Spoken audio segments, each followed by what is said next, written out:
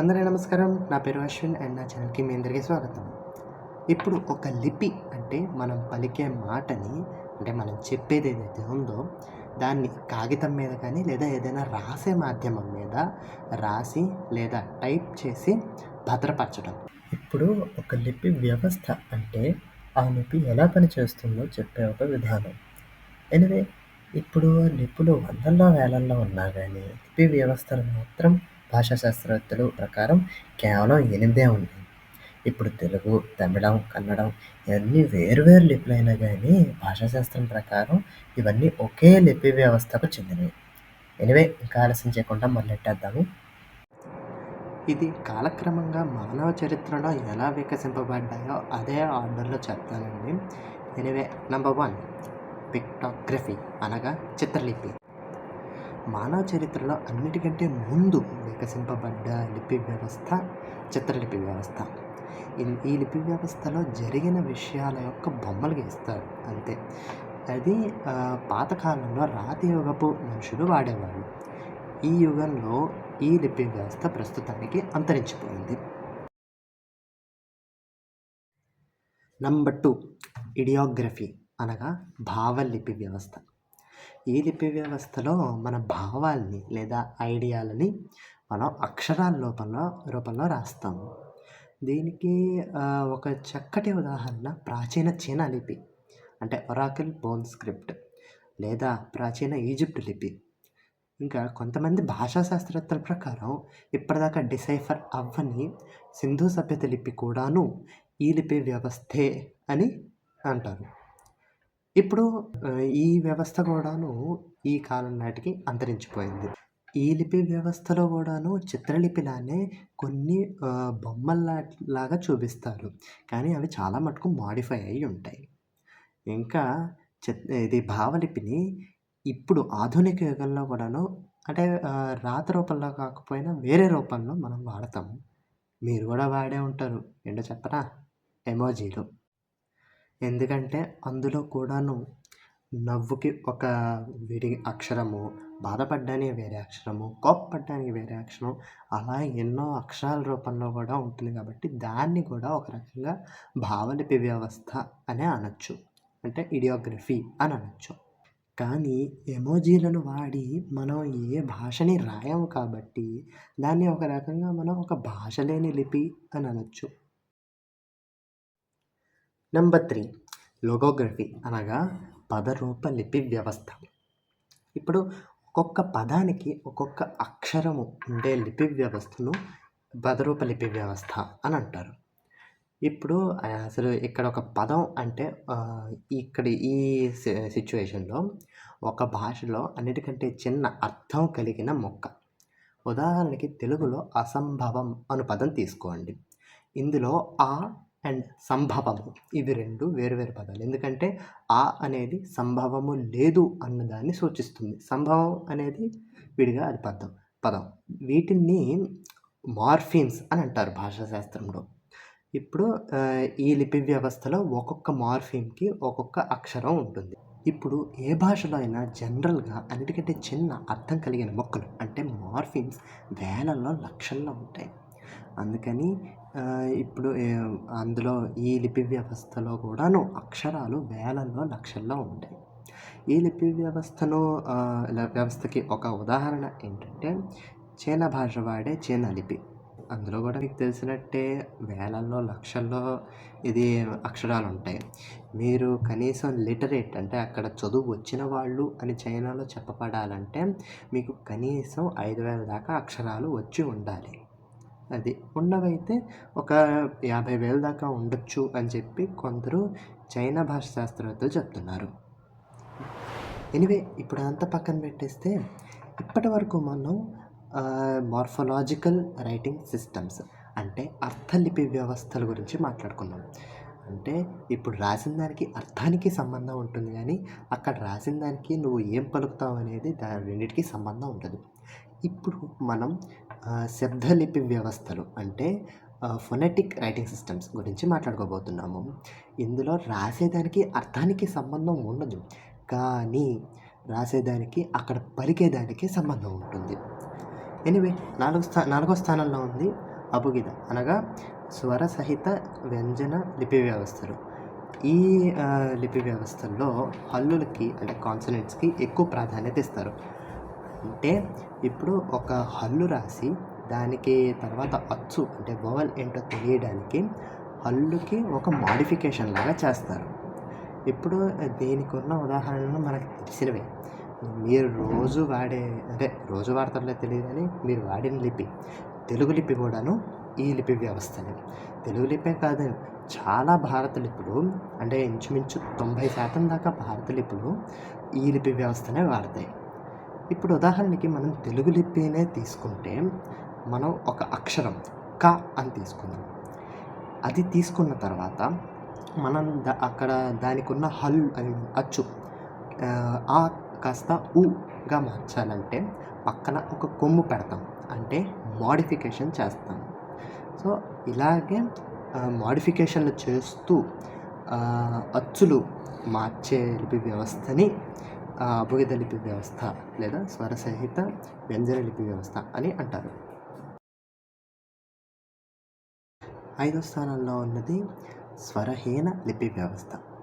ఇది పేరుకి తగ్గట్టుగానే అచ్చులు లేకుండా రాస్తారు. ఇప్పుడు ఈ లిపి వ్యవస్థ అరబిక్, హీబ్రూ లాంటి కొన్ని భాషలకి వాడతారు. ఇది కేవలం అసలు అచ్చులు చాలా తక్కువ ఉన్న భాషలకే పనిచేస్తుంది. అంటే ఎందుకంటే అచ్చులు ఎక్కువ ఉన్న భాషలు, ఇప్పుడు తెలుగు లాంటి భాషలకి భాషా శాస్త్రవేత్తల ప్రకారం కనీసం 13 అచ్చుల దాకా ఉన్నాయి. ఇప్పుడు అన్ని అచ్చులను లేకుండా రాస్తే మనకు ఒక పదం ఎలా పలుకుతారో అర్థం కాదు. అందుకని ఇది అచ్చులు చాలా తక్కువ ఉన్న భాషలు. ఇప్పుడు అరబిక్లో భాషా శాస్త్రం ప్రకారం 3 అచ్చులు ఉన్నాయి. ఇప్పుడు ఆ అచ్చులని ఆ 3 ఉన్నాయి కాబట్టి ఉత్తి హల్లులు రాసినా కానీ పదం అర్థమైపోతుంది. నిజానికి అరబిక్ అనేది ఒక స్వచ్ఛ ఆబ్జాద్ కాదు. అంటే ఇందులో కొన్నిసార్లు సందర్భాన్ని బట్టి అచ్చులను సూచించడానికి కొన్ని డయాక్రిటిక్స్ అంటే ఉచ్చారణ చిహ్నాలులా పెడతారు. వీటిని ఖురాన్ లాంటి గ్రంథాలు రాయడానికి వాడతారు. అందుకని అరబిక్ని ఒక అశుద్ధ స్వరహీనము అంటే ఇంప్యూర్ ఆబ్జాద్ అని కూడా అంటారు. 6వ స్థానంలో ఉన్నది ఆల్ఫాబెటిక్ రైటింగ్ సిస్టమ్స్. దురదృష్టవశాత్తు నాకు దీని తెలుగు పేరు తెలీదు, బట్ అంత పక్కన పెట్టేస్తే ఈ లిపి వ్యవస్థలో ఒక హల్లుకి ఒక అచ్చుకి వేరు అక్షరాలు ఇస్తారు. మీరు ఒక పదం తయారు చేయాలంటే దీంతో ఆ అక్షరాలతో ఒక మాలలాగా తయారు చేయాలి. ఇప్పుడు ఈ లిపి వ్యవస్థను వాడే ఒక లిపి అంటే మనందరికీ తెలిసిన ఒక లిపి రోమన్ లిపి. ఈ లిపిలోనే ఇంగ్లీష్, ఫ్రెంచ్, జర్మన్ ఇలాంటి భాషలన్నీ కూడా రాస్తారు. ఇప్పుడు మీరు గమనించే ఉంటారు, మనం తెలుగును వాడే తెలుగు లిపిలో అక్షరాలన్నింటినీ కలిపి రాస్తే రోమన్ లిపి వాడే ఇంగ్లీషులో అన్ని విడదీసి రాస్తారు. మన జాబితాలో 7వ స్థానంలో ఉన్నది సిలబరీ.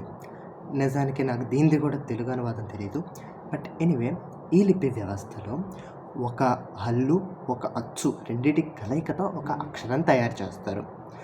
అంటే మీరు దీన్ని వినంగానే అనొచ్చు, మన తెలుగు లిపిలానే ఉంది కదా ఇది అని. అంటే ఇప్పుడు తెలుగులో కూడాను ఒక అక్షరాన్ని రాసేటప్పుడు ఒక హల్లు ఒక అచ్చు కలయికతోనే కదా రాసేది అని. కానీ ఒక సిలబరీకి ఇంకా ఒక స్వరసహిత వ్యంజన లిపి వ్యవస్థకి చాలా ముఖ్యమైన తేడా ఒకటి ఉంది. ఏంటంటే ఒక అబుగిద అంటే తెలుగు వాడే లిపి వ్యవస్థలో ఒక హల్లుకి మోడిఫికేషన్స్తో అచ్చులు తెలియజేస్తారు. కానీ సిలబరీలో అసలు అక్కడ అక్షరమే వేరు ఉంటుంది. ఇప్పుడు ఒక ఉదాహరణ తీసుకుంటే తెలుగులో క, కు 2 అక్షరాలు ఉన్నాయి.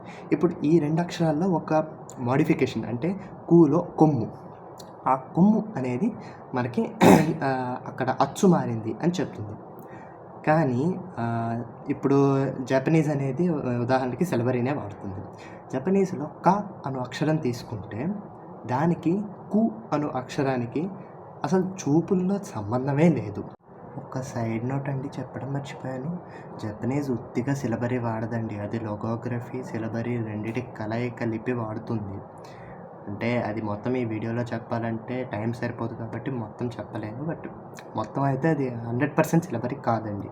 కొంత భాగం సిలబరీ, కొంత భాగం లోగోగ్రఫీ అలా వాడుతుందండి. ఈ లిపి వ్యవస్థను వాడే భాషల్లో అన్నిటికంటే ముఖ్యమైనది జపనీస్ అండి. మనం ఇందాక మాట్లాడుకున్నట్టు. అది కాకుండా ప్రపంచంలో కొన్ని వేర్వేరు భాషలు కూడాను సిలబరీ లిపులు వాడతాయి. కానీ అవి చిన్న మొత్తంలోనే అంటే మాట్లాడే జనాభా తక్కువ ఉంటారు. ఉదాహరణకి చెరోకీ.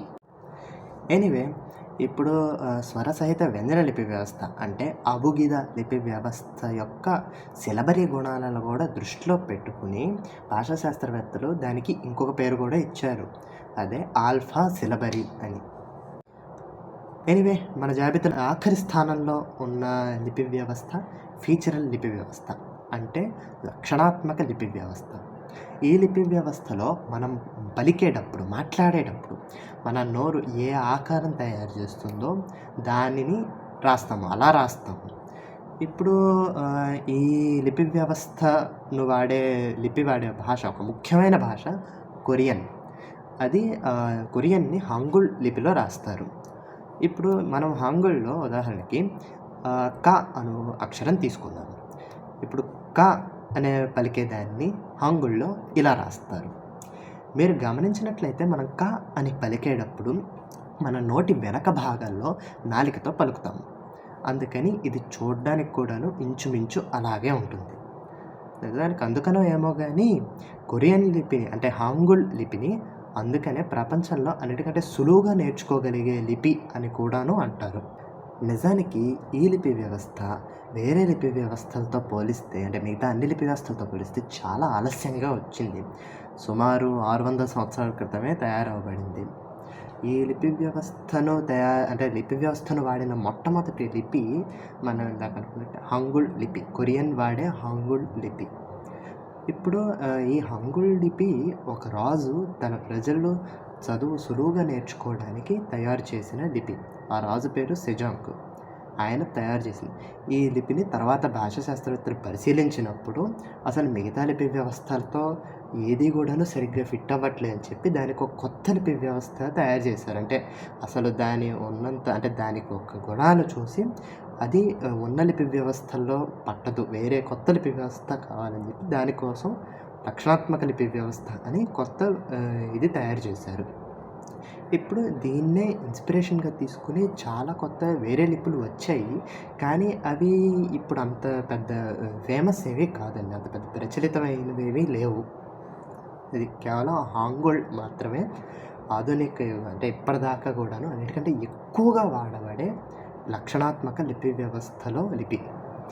ఎనివే ఇదండి అసలు మనిషి కనిపెట్టిన మొట్టమొదటి లిపి నుంచి ఆధునిక యుగం వరకు కనిపెట్టిన ప్రతి లిపి కూడాను ఈ 8 లిపి వ్యవస్థల్లోనే భాగంగా ఉంది. ఇప్పుడు భవిష్యత్తులో కూడాను ఇవే 8 ఉంటాయి అని చెప్పలేము. ఇప్పుడు ఇందాక మనం తీసుకున్న ఉదాహరణగానే కొరియా రాజు ఒక ఆయన ఒక కొత్త లిపిని తయారు చేస్తూ దానిలో కొత్త లిపి వ్యవస్థనే తయారు చేస్తారు. ఎంత చేస్తారు ముందు వరకు 7 ఉంటే దాని తర్వాత నుంచి 8 అయ్యాయి. సో భవిష్యత్తులో కూడా ఈ 8 ఉంటాయి అని మనం చెప్పలేము. ఇంకా ఎక్కువ పుట్టుకు రావచ్చు. అసలు మనం ఎలాంటి వ్యవస్థలు పుడతాయో అసలు మనం ఊహించలేము. ఎనివే లేదండి మన వీడియో లిపి వ్యవస్థల గురించి, అసలు మొత్తం ఎన్ని లిపి వ్యవస్థలు ఉన్నాయి ఏంటి దాని గురించి సారాంశం. వీడియో నచ్చినట్లయితే లైక్ చేయండి, షేర్ చేయండి, సబ్స్క్రైబ్ చేయండి. అండ్ మళ్ళీ ఇంకో వీడియోలో కలుద్దాం. బాయ్.